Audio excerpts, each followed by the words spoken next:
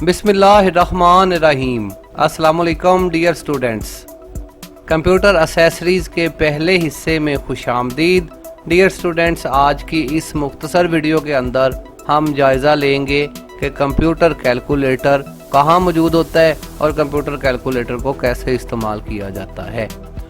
Dear students, यहाँ पर computer के सबसे नीचे टास्क बार के इस साइड पर स्टार्ट बटन मौजूद होता है। स्टार्ट बटन के ऊपर क्लिक करने से स्टार्ट मेन्यू ओपन हो जाता है। आपका कैलकुलेटर यहाँ पर स्टार्ट मेन्यू के अंदर भी मौजूद होता है, लेकिन असल जगह इसकी ऑल प्रोग्राम के अंदर प्रोग्राम होता है सॉफ्टवेयर एसेसरीज़ के नाम से। यहाँ पर एसेसरीज़ के नाम से फ़ोल्डर मौजूद होता है। इसके ऊपर जैसे ही आप क्लिक करते हैं तो फिर बाकायदा कंप्यूटर की एसेसरीज़ इस फोल्डर के अंदर मौजूद होती है। सबसे ऊपर कैलकुलेटर लिखा हुआ नज़र आता है। आप इसके ऊपर क्लिक करके इसको यहाँ से ओपन कर सकते हैं या फिर जस्ट स्टार्ट मेन्यू के अंदर भी आप इसके ऊपर क्लिक करके ओपन कर सकते हैं।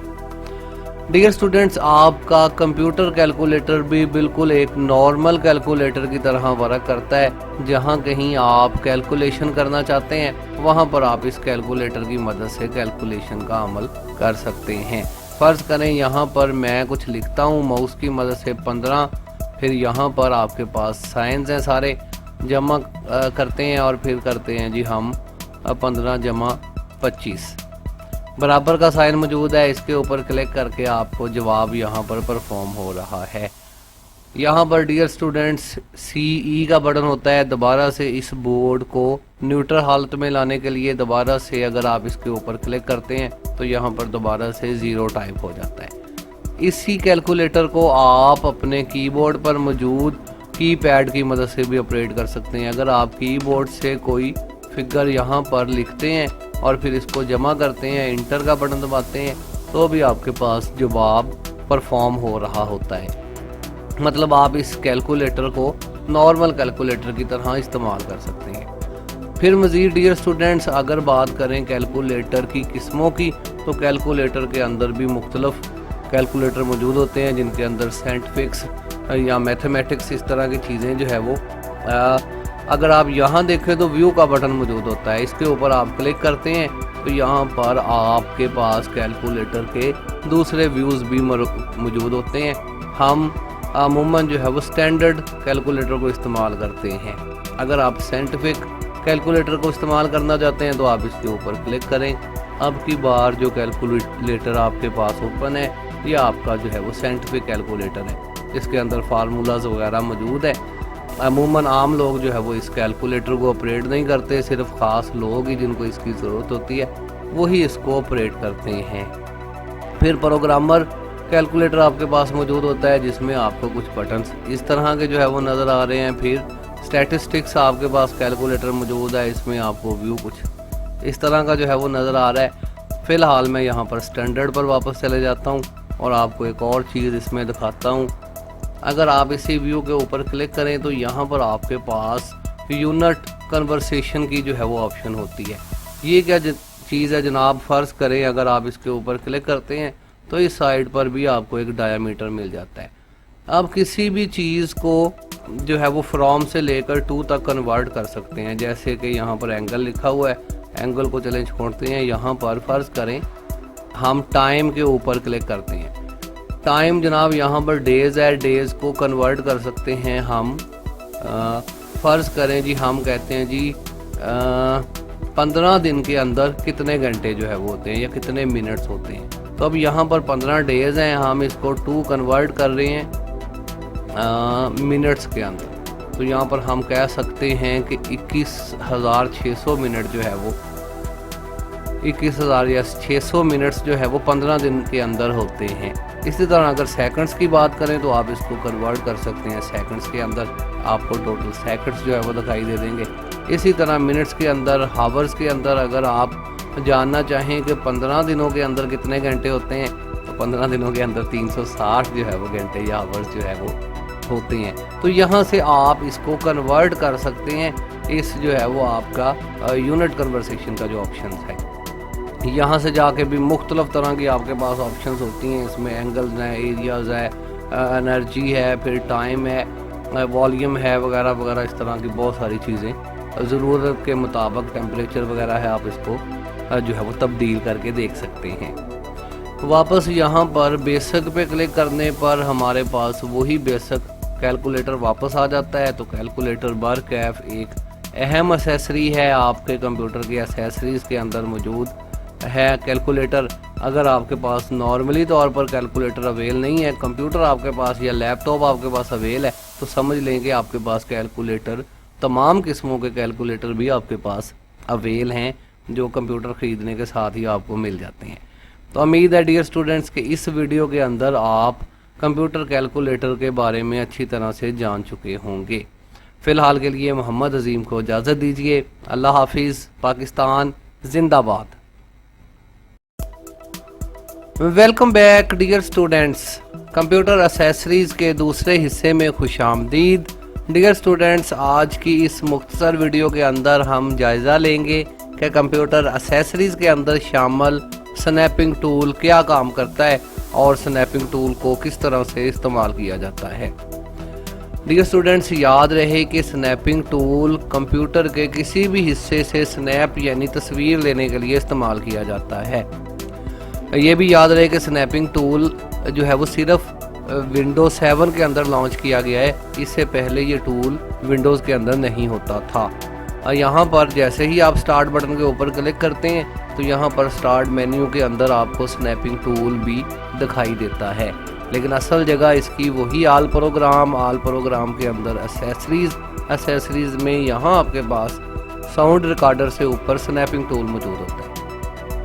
स्नैपिंग टूल के ऊपर क्लिक करके आप जो है वो इसको ओपन कर सकते हैं। जैसे ही आप इसके ऊपर क्लिक करते हैं तो कुछ इस तरह से आपके पास एक प्लस का निशान आ जाता है और बाकी सारी इन्वायरमेंट ज़रा धुंधली जो है वो हो जाती है। आप इस प्लस के साइन की मदद से सिलेक्शन कर सकते हैं। कंप्यूटर के जितने हिस्से की आप सिलेक्शन करेंगे उतने हिस्से की एक तस्वीर बन के आपके पास सेव हो जाएगी।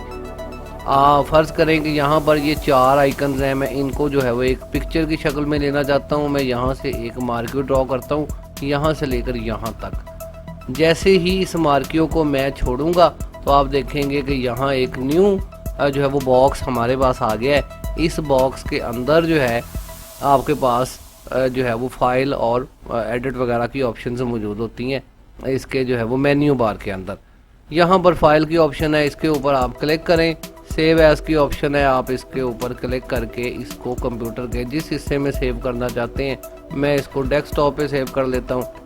यहाँ पर इसका नाम दर्ज कर लें। यहाँ पर आपके पास जेपीजी या गिफ वगैरह के फॉर्मेट मौजूद होते हैं, आप जेपीजी फॉर्मेट मुंतखब कर लिया करें। सेव करने पर और इसको बंद करने पर आपके पास पिक्चर के मोड में ये वाली तस्वीर जो है वो सेव हो गई है।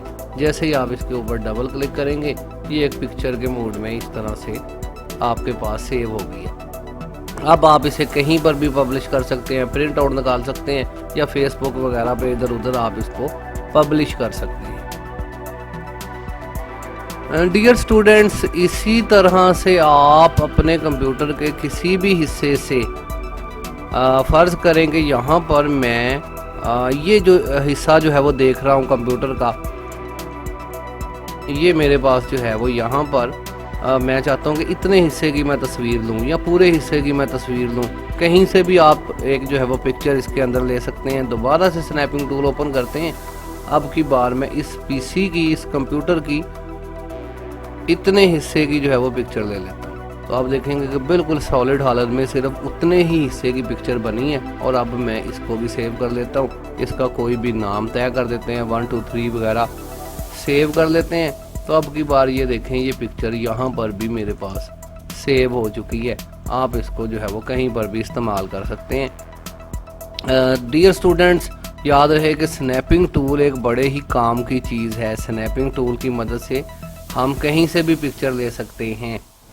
स्नैपिंग टूल फ़र्ज़ करें कि बाज़ दफ़ा ऐसी सिचुएशन हमारे पास होती है कि प्रिंट आउट की जो है वो ऑप्शन दस्तयाब नहीं होती, हमें समझ नहीं आ रही कि इसका प्रिंट आउट कैसे निकालें।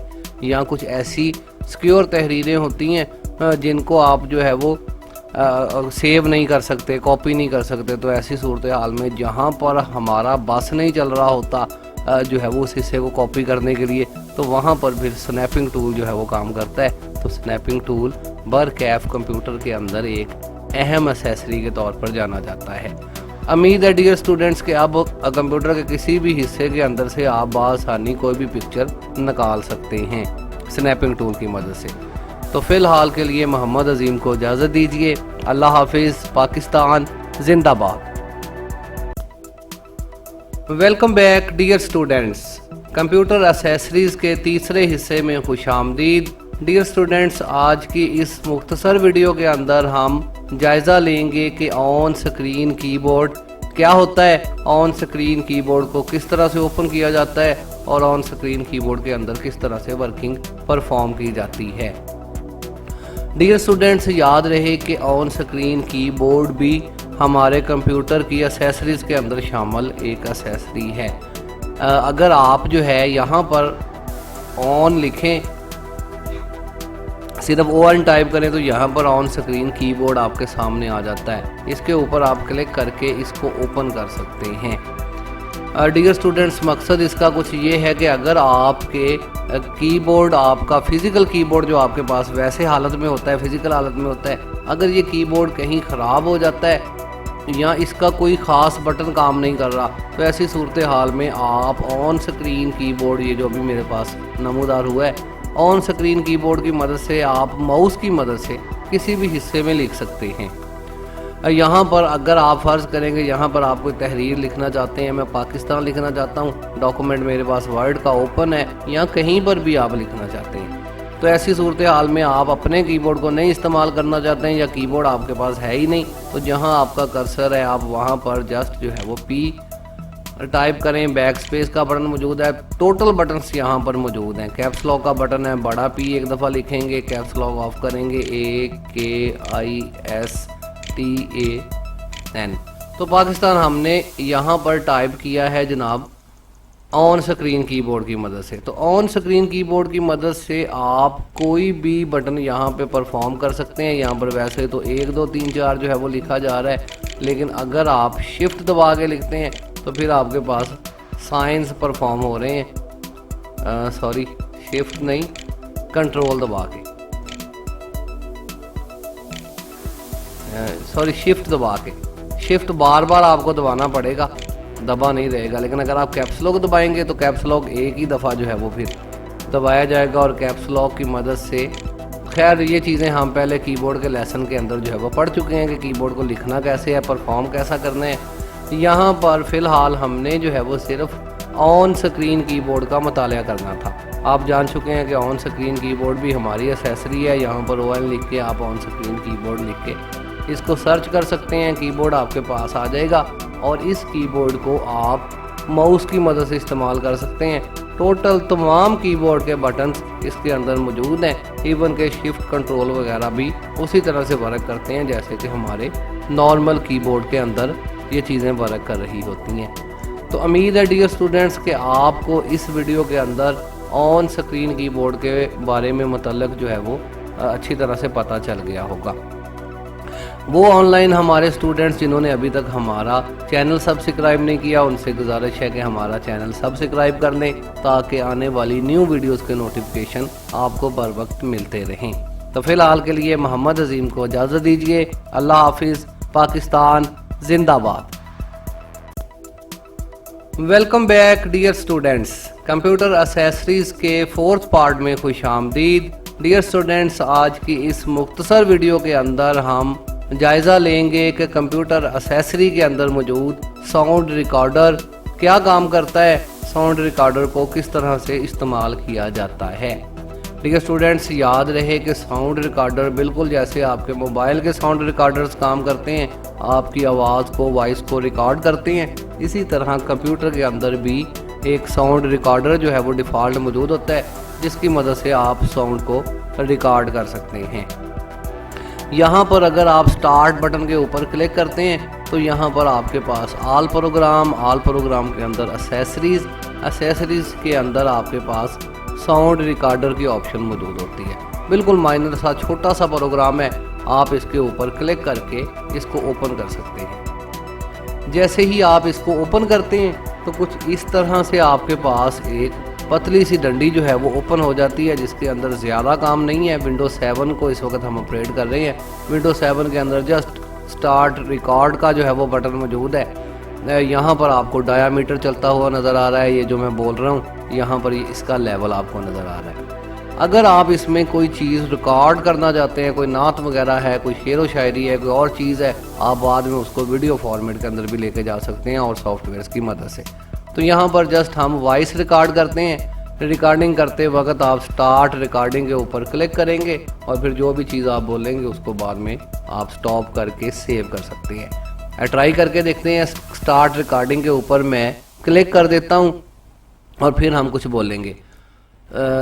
Welcome back dear students, prime computer college की जानब से मोहम्मद अजीम आपकी खिदमत में हाजिर है।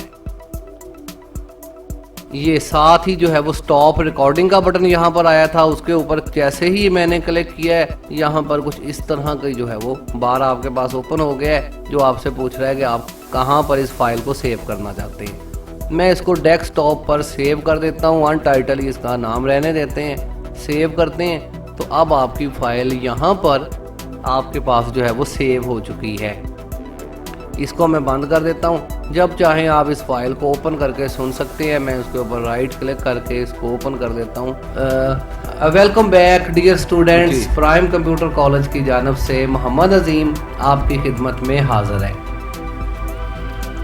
जी स्टूडेंट्स, आपने देखा कि यहाँ पर ये हमारे पास एक बेहतरीन जो है वो साउंड की फ़ाइल जो है वो बन के वॉइस की फ़ाइल सेव हो चुकी है। अब आप इसको जहाँ मर्जी जिस मर्जी प्रोजेक्ट के अंदर जो है वो इसको इस्तेमाल कर सकते हैं। तो उम्मीद है डियर स्टूडेंट्स कि आज की इस वीडियो के अंदर आपको पता चला होगा कि हमारे कंप्यूटर के अंदर साउंड रिकॉर्डर कहाँ पर मौजूद होता है और इसको रिकॉर्ड और वीडियो को सेव कैसे किया जाता है। फ़िलहाल के लिए मोहम्मद अजीम को इजाज़त दीजिए। अल्लाह हाफिज़। पाकिस्तान जिंदाबाद। Welcome back dear students, computer accessories के 5वें हिस्से में खुशामदीद। डियर स्टूडेंट्स, आज की इस मुख्तसर वीडियो के अंदर हम जायज़ा लेंगे कि हमारे कंप्यूटर के एसेसरीज़ के अंदर वॉल्यूम कंट्रोल कहाँ मौजूद होता है और इसको कैसे ऑपरेट किया जाता है। डियर स्टूडेंट्स, याद रहे कि वॉल्यूम कंट्रोल भी आपके कंप्यूटर की एसेसरीज़ के अंदर मौजूद होता है। आल प्रोग्राम, यहाँ पर एसेसरीज़, यहाँ पर आपके पास कहीं पर वॉल्यूम कंट्रोल की ऑप्शंस जो है वो होनी चाहिए। लेकिन अगर आपके पास यहाँ पर वॉल्यूम कंट्रोल की ऑप्शन नज़र नहीं आ रही है, अमूमन यहाँ पर होती है, अगर नज़र ना आए तो फिर मेन वॉल्यूम कंट्रोल की जो जगह है वो यहाँ पर आपके पास मौजूद होती है। ये चीज़ जो है वो आपके कंट्रोल पैनल से शो हो रही होती है। अगले जो है वो हिस्से के अंदर हम कंट्रोल पैनल को भी चेक करेंगे। तो वॉल्यूम कंट्रोल हमारे पास डियर स्टूडेंट्स यहाँ पर मौजूद है। अगर आप इसके ऊपर क्लिक करते हैं तो यहाँ पर आपको आपके कंप्यूटर का वॉल्यूम नज़र आ रहा है। वॉल्यूम को आप पकड़ के यहाँ से ज़्यादा करके वॉल्यूम को जो है वो अप कर सकते हैं, या फिर आप इसको यहाँ से जो है वो डाउन कर सकते हैं। जिस तरह आपके कंप्यूटर का वॉल्यूम होगा उसी तरह से जो है इसके अंदर जो है वो कंप्यूटर के आपके जो है वो स्पीकर्स वगैरह की आवाज़ होगी। याद रहे कि यहाँ पर मौजूद वॉल्यूम कंट्रोल आपके होल जो है वो वॉल्यूम को कंट्रोल कर रहा होता है। इसको कम करने से वॉल्यूम कम हो जाता है, ज़्यादा करने से वॉल्यूम ज़्यादा हो जाता है। यहाँ पर नीचे स्पीकर का जो है वो ऑप्शन मौजूद होता है। अगर आप इसके ऊपर क्लिक करते हैं तो वॉल्यूम जो है वो म्यूट हो जाता है। बिल्कुल ही आपके कंप्यूटर में हर तरह की आवाज़ बंद हो जाती है। मिक्सर इसका जो है वो मौजूद है। अगर आप इसके ऊपर क्लिक करते हैं तो यहाँ पर फिर चंद जो है वो लेवल्स मौजूद हैं। इस वक्त चूँकि रिकॉर्डिंग चल रही है तो इसको हम चेंज नहीं करना चाहते, तो यहाँ पर कुछ लेवल्स मौजूद हैं। सिस्टम साउंड हैं, स्पीकर हैं, स्क्रीन रिकॉर्डर वगैरह को अगर यूज़ करने हैं तो उसके वॉल्यूम्स हैं, इनको आप कम ज़्यादा कर सकते हैं। या फिर डियर स्टूडेंट्स, यहीं पर ये जो आपका स्पीकर नज़र आ रहा है, अगर आप इसके ऊपर राइट क्लिक करते हैं तो इसके अगेंस्ट भी एक टेक्स्ट मेन्यू ओपन हो जाता है। इस टेक्स्ट मेन्यू के अंदर भी काफ़ी अहम ऑप्शंस मौजूद होती हैं। जैसे कि अगर आप रिकॉर्डिंग करना चाहते हैं, आप अपने जो है वो कंप्यूटर के साथ कोई रिकॉर्डिंग डिवाइस अटैच करते हैं और आवाज़ रिकॉर्ड कर रहे हैं, तब आपको यहीं पे जाके वॉइस की सेटिंग भी करना पड़ती है। आप इसके ऊपर क्लिक करते हैं। यहाँ पर चूँकि मैं माइक्रोफोन इस्तेमाल कर रहा हूँ और माइक्रोफोन का डायामीटर भी मुझे यहाँ नज़र आ रहा है। अगर इसी माइक्रोफोन के ऊपर हम डबल क्लिक करते हैं तो यहाँ पर फिर मज़ीद ऑप्शन हैं, जर्नल ऑप्शन है, लिसन के बारे में ऑप्शन है, लाइव आप सुन सकते हैं जो बोल रहे हैं, लेवल्स मौजूद हैं और अमूमन रिकॉर्डिंग करते वक्त हम ये लेवल्स यहाँ 50 से उठा के 100 कर देते हैं और इसका बूस्ट लेवल भी थोड़ा सा बढ़ा देते हैं ताकि आवाज़ जो है वो ज़्यादा बेहतर तरीके से रिकॉर्ड हो सके। एडवांस कुछ ऑप्शंस हैं। इसी तरह से जो है वो आपके वॉल्यूम कंट्रोल के अंदर बहुत सारी जो है वो चीज़ें मौजूद होती हैं, लेकिन हमने फ़िलहाल यहाँ पर सिंपल तरीके से वॉल्यूम कंट्रोल का जो है वो जायज़ा लेना है कि वॉल्यूम कंट्रोल कहाँ पर मौजूद होता है और किस तरह से आप अपने पूरे कंप्यूटर का वॉल्यूम जो है वो कंट्रोल कर सकते हैं। उम्मीद है डियर स्टूडेंट्स के इस मुख्तसर वीडियो की मदद से आपको कंप्यूटर के तमाम तर वॉल्यूम्स को समझने में जो है वो मददगार होगा। फ़िलहाल के लिए मोहम्मद अजीम को इजाज़त दीजिए। अल्लाह हाफिज़। पाकिस्तान जिंदाबाद। Welcome back dear students. Computer accessories के छठे पार्ट में खुशामदीद। डियर स्टूडेंट्स, आज की इस मुख्तसर वीडियो के अंदर हम जायज़ा लेंगे कि कंट्रोल पैनल क्या होता है, कंट्रोल पैनल का इस्तेमाल क्या है और कंट्रोल पैनल कंप्यूटर के अंदर कहाँ पर मौजूद होता है। डियर स्टूडेंट्स, यहाँ पर अगर आप स्टार्ट बटन के ऊपर क्लिक करें तो स्टार्ट मेन्यू ओपन हो जाता है। स्टार्ट मेन्यू के साथ ही आपको इस तरफ भी कुछ ऑप्शंस जो है वो नज़र आ रही होती हैं। यहाँ पर आपके पास गेम्स मौजूद हैं, गेम्स की ऑप्शन, और यहाँ इसके नीचे आपके पास कंट्रोल पैनल की ऑप्शन मौजूद होती है डिवाइस एंड प्रिंटर से ऊपर। जैसे ही आप कंट्रोल पैनल के ऊपर क्लिक करते हैं तो फिर आपके पास एक न्यू जो है वो बोर्ड ओपन हो जाता है जिसके अंदर बहुत सारी चीज़ें जो है वो शामिल होती हैं। कंप्यूटर के मुख्तलिफ हिस्से यहीं से जो है वो कंट्रोल हो रहे होते हैं, जिसके अंदर एक्शन सेंटर है, एडमिनिस्ट्रेटिव जो है वो टूल्स हैं, इसके बाद जो है वो फ़ॉन्ट्स की ऑप्शंस हैं, यूज़र अकाउंट्स इसके अंदर है, माउस की ऑप्शंस हैं, साउंड की ऑप्शंस हैं, बेशुमार चीज़ें इसके अंदर जो है वो मौजूद हैं।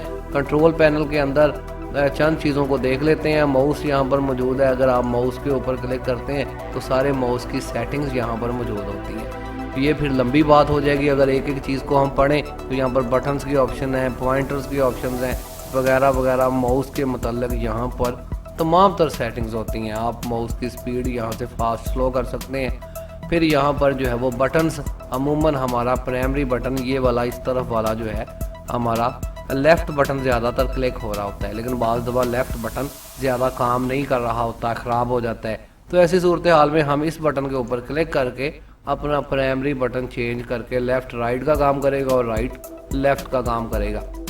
इस तरह से आप जो है वो इसको एडजस्ट कर सकते हैं। फिर इसके बाद डियर स्टूडेंट्स, यहाँ पर आपके पास अकाउंट, यूज़र अकाउंट के नाम से ऑप्शन होती है। जैसे ही आप इसके ऊपर क्लिक करते हैं तो मज़ीद बोर्ड आपके पास ओपन हो जाता है जहाँ पर लिखा हुआ है make change to your user account. आप यहाँ पर कंप्यूटर ओपन होने से पहले पासवर्ड वगैरह तय कर सकते हैं। अकाउंट्स का जो है वो पासवर्ड रख सकते हैं, अपनी पिक्चर चेंज कर सकते हैं, अकाउंट का नाम वगैरह, अकाउंट से मुतल्लक तमाम तर डिटेल्स जो है वो यहाँ पर मौजूद होती हैं। फिर फर्दन जो है वो इस पर बात करेंगे। इसके बाद अगर फिर दोबारा यहाँ पर आएँ कंट्रोल पैनल के अंदर तो यहाँ पर और भी बेशुमार ऑप्शंस हैं। जैसे कि यहाँ पर फ़ॉन्ट की ऑप्शन है, इसके ऊपर अगर आप क्लिक करें तो अब ये जो चीज़ें आपको यहाँ नज़र आ रही हैं ये फ़ॉन्ट्स हैं। याद रहे कि आपके कंप्यूटर के अंदर डिफ़ॉल्ट पहले से फ़ॉन्ट्स मौजूद होते हैं। यहीं से फ़ॉन्ट्स जो है वो आपके तमाम तर टेक्स्ट सॉफ्टवेयर जो हैं वो इन पेज के फ़ॉन्ट भी यहाँ पर मौजूद होते हैं। वर्ड, एक्सेल वगैरह वगैरह सारी चीज़ों के फ़ॉन्ट्स यहीं से ऑपरेट हो रहे होते हैं। अगर यहाँ से फ़ॉन्ट्स को डिलीट कर दिया जाए जो डिलीट हो रहे हैं तो वहाँ से भी ज़ाहिर है आपके सॉफ्टवेयर्स के अंदर से भी फ़ॉन्ट्स की जो है वो तादाद कम हो जाएगी। यहीं पर अगर हम इंटरनेट से कोई फ़ॉन्ट्स डाउनलोड करते हैं तो फिर कॉपी करके यहाँ पर ही हम फ़ॉन्ट पेस्ट करते हैं और वो फ़ॉन्ट हमारे तमाम तर कंप्यूटर के टेक्स्ट सॉफ्टवेयर तक पहुँच जाते हैं। मज़ीद डियर स्टूडेंट्स, ये एक जो है वो लंबा चौड़ा सिलसिला इसके अंदर होता है। बहुत सारी चीज़ों की सेटिंग्स आके हमें जो है वो कंट्रोल पैनल में से करना पड़ सकती है। तो अगर आपसे कोई पूछे कि कंट्रोल पैनल क्या है, कहाँ पर मौजूद होता है, क्या चीज़ें इसके अंदर मौजूद होती हैं, तो मुख्तसर तौर पर आप इनको बता सकते हैं। तो उम्मीद है कि आपको आज जो है वो आज की इस वीडियो के अंदर कंट्रोल पैनल के बारे में जो है वो पता चल गया होगा। तो फिलहाल के लिए मोहम्मद अजीम को इजाज़त दीजिए। अल्लाह हाफिज़। पाकिस्तान जिंदाबाद।